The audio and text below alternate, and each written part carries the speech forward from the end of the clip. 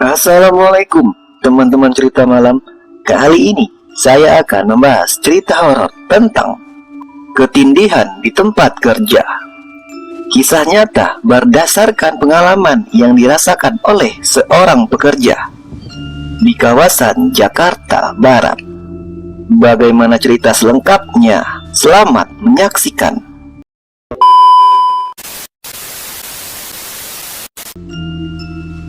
Cerita ini terjadi di sebuah ruko kecil di kawasan Jakarta Barat.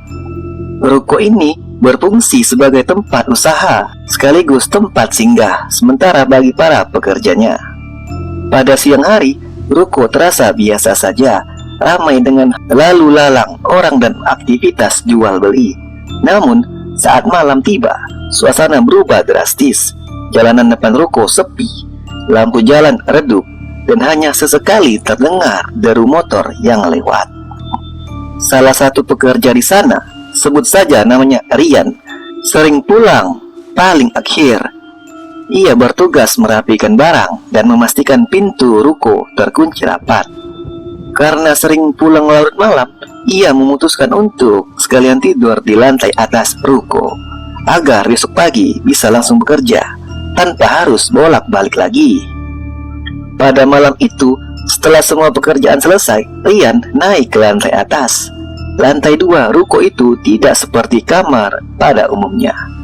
Hanya ada lantai semen yang sangat polos, satu kipas angin tua yang berderit, dan kasur tipis yang diletakkan di pojok ruangan. Awalnya, Rian merasa biasa saja. Ia sempat bermain ponsel, lalu memejamkan mata. Namun, tepat ketika mulai tertidur, ia merasakan dadanya berat sekali. Seakan-akan ada sesuatu yang menindih tubuhnya. Ia ingin berteriak, tetapi mulutnya tidak bisa bergerak, tangannya kaku, lidahnya keluh. Dan dalam kondisi setengah sadar, ia melihat dari ujung matanya ada bayangan hitam berdiri di dekat pintu. Bayangan itu tinggi, tegap, tapi tidak punya wajah yang jelas. Tubuhnya seperti asap tebal yang menggumpal. Rasa takut pun mencekam. Rian berusaha membaca doa dalam hati, tapi semakin ia membaca, semakin kuat tekanan di dadanya. Suara napasnya jadi pendek dan udara terasa dingin menusuk tulang. Tiba-tiba ia mendengar bisikan lirih di telinganya. "Jangan tidur di sini," kata suara itu. Suara itu berat, serak, berasal dari tenggorokan yang rusak. Bulu kuduknya berdiri.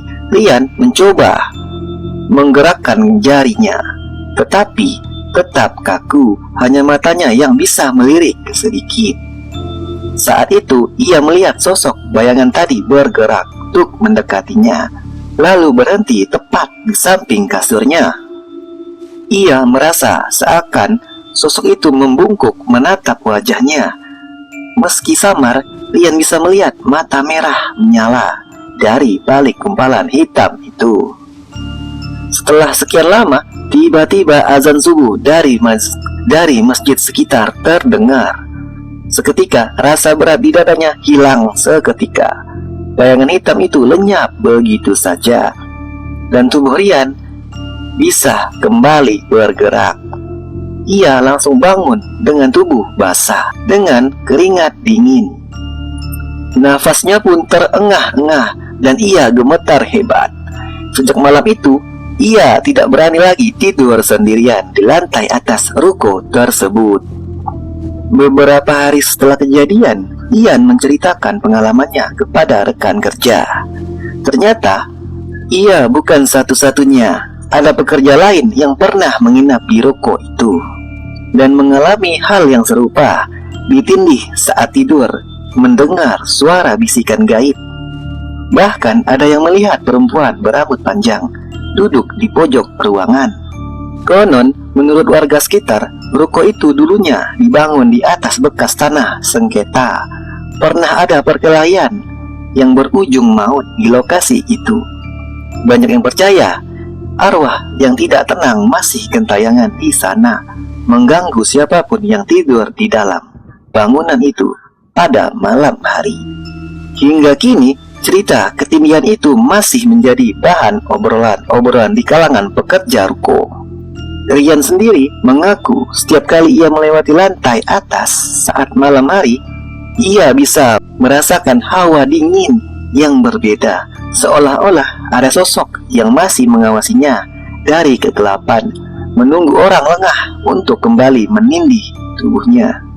Nah, itulah sob, cerita tentang ketindihan di tempat kerja.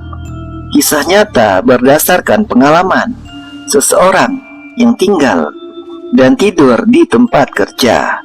Bagaimana menurut kalian? Tulis di kolom komentar. Semoga kalian suka. Dan terima kasih.